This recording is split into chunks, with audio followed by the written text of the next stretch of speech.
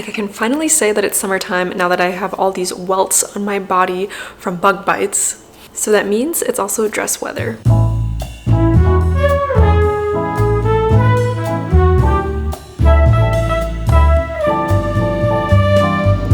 I've been so excited to make this video because I've been seeing so many dress patterns on Ravelry that I want to share that are so beautiful. This actually originally stemmed because in my last video, I made an ao dai, which is a traditional Vietnamese dress. So I think I've just been in a very dress mood for the summertime. Now, with that being said, I wasn't always a dress girl. I think growing up, especially in like middle school, high school, I really hated wearing dresses. But I think as I got older and got into wearing skirts more, I think dresses came back into my closet. But first I want to talk about what type of yarns are typically good for making dresses. Obviously in the summertime it's way too hot to be wearing wool. I think I would probably have heat stroke wearing a wool dress here in Wisconsin, especially when it's like super humid in July and August. So like any summertime knit, I really gravitate towards plant fiber yarns or silk. So anything like cotton and bamboo are really great for the summertime because of how breathable they are. I mainly use cotton because it's the more inexpensive option out of those three that I've just mentioned. And luckily cotton is sold at a variety of different price points. So I think you can definitely find a yarn that's good quality cotton and works for you. Okay, with that being said though, let's get into the first pattern. Okay, the first pattern is the Campanula dress by Cupid Knits. This is a ribbed bodycon dress that stops just above the kneecaps and has beautiful lettuce edging on the sleeves, the neckline, and the bottom of the dress. The lettuce edging is actually what caught my eye to this pattern because I thought that was very unique. I don't see that type of edging used very much in knitting, so I love the little ruffle effect it gives. It's also constructed with a saddle shoulder, which I think I've only made a pattern once that uses the saddle shoulder construction. Most of the time I'm making things that are either raglan or that are drop shoulder patterns, so it's fun to kind of mix it up a little bit with a different type of increased instruction for the shoulders. It's knit up in a DK weight yarn, which I think is very helpful when you're making a dress because it takes forever. And also the red sample in the pictures are so beautiful. I think the red is really striking, and if I were to make this pattern, this red is the exact type of red that I would use. I like how clean the ribbing looks on this dress as well. If you look at the side shots, you can see on the hips where they do the increases and they're done really beautifully. I always struggle when I'm doing ribbing increases because I want them to look even and nice, and this pattern definitely took the time to make sure all of that was done correctly. There's also like an unevenness to the ribbing, so in some areas the ribbing is larger or some areas the ribbing is thinner, which I really like. I think it brings a little bit more texture to the dress. I also love that this dress has little sleeves with of course the ruffles on it, and I think it's just so cute.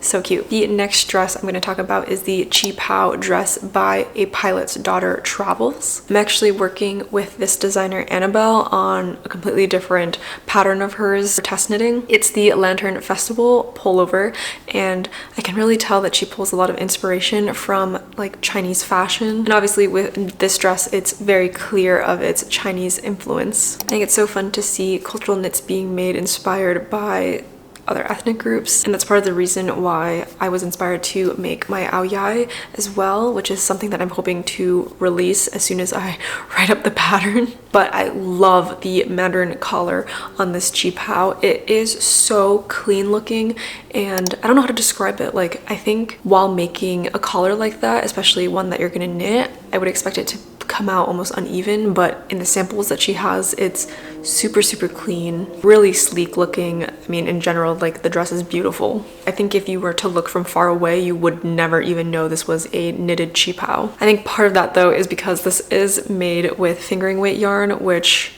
will destroy my wrists, but I think it's so worth it for the end product. I also like the opening in the front for the teardrop design. I think just showing a little bit of skin, super cute. But yeah, I highly recommend this pattern. Annabelle has been super helpful and responsive when working on like her test knit and stuff, and I'm sure she is the same way on any instructions or help that you'll need for this pattern. Okay, we're gonna do a little bit of a switch up because I've talked about two kind of bodycon dresses, but now we're going to switch it up to a wedding dress. So if you're my boyfriend watching this, do not look at this next pattern because I might make this as my wedding dress.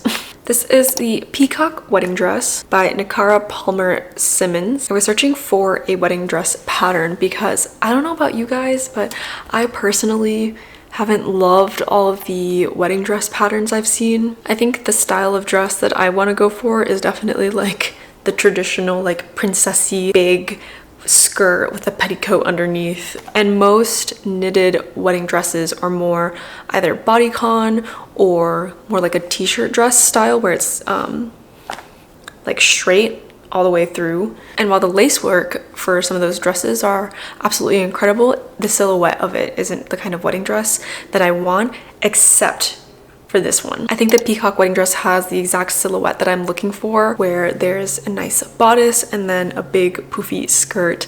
I think obviously if you wanted to make it poofier, you'd have to wear a petticoat underneath, but this dress is designed to account for that. There is a lot of lace work in this pattern. It is made with lace weight yarn, and actually one of my favorite things about this pattern is that it's actually a free pattern.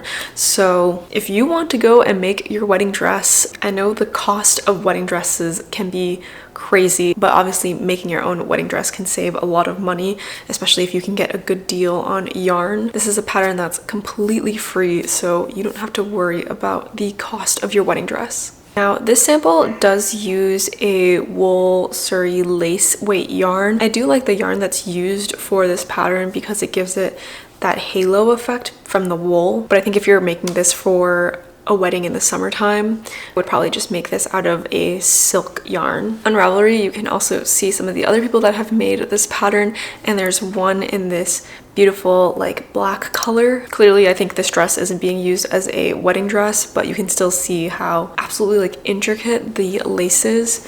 And of course, you don't have to make this as a wedding dress. You can wear this casually as well, just like the person is for this black version of it. I actually went to a wedding this weekend, so I think this dress was really on the top of my mind.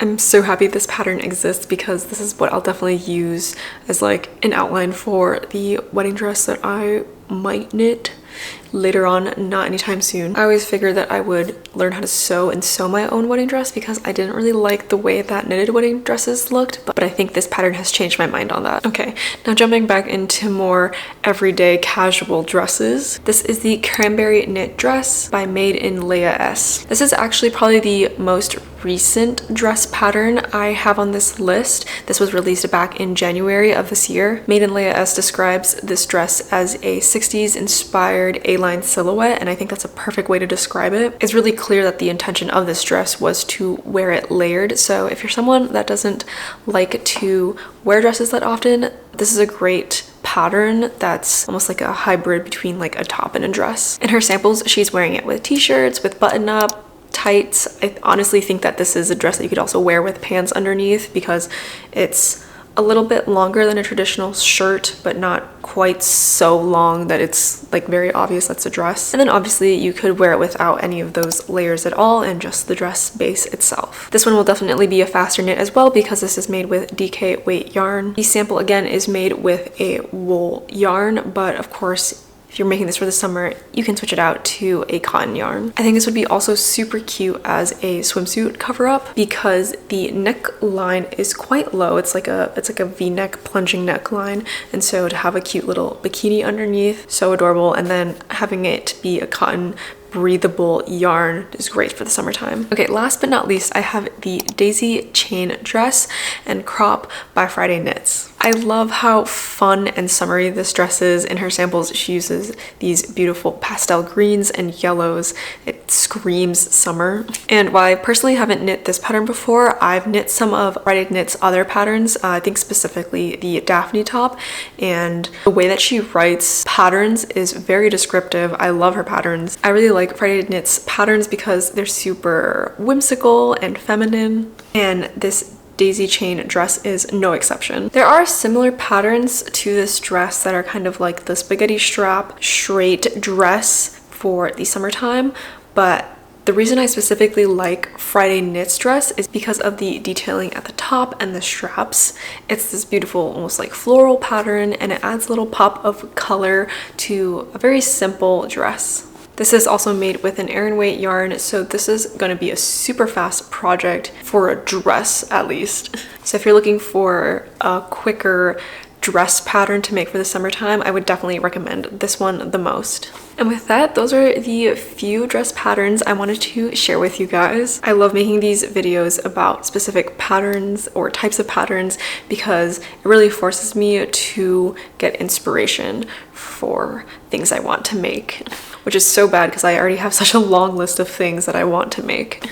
Thank you so much for sticking around and watching this video. If you'd like to follow me on Instagram, where I post about the daily things I'm working on or a little bit more about my life as well, you can follow me on Instagram at Leftover Dinner. Also feel free to subscribe to my channel where I post, mainly about fiber arts. So come join my little knitting corner here on the internet. Okay, and with that, I'll see you guys in my next video. Bye.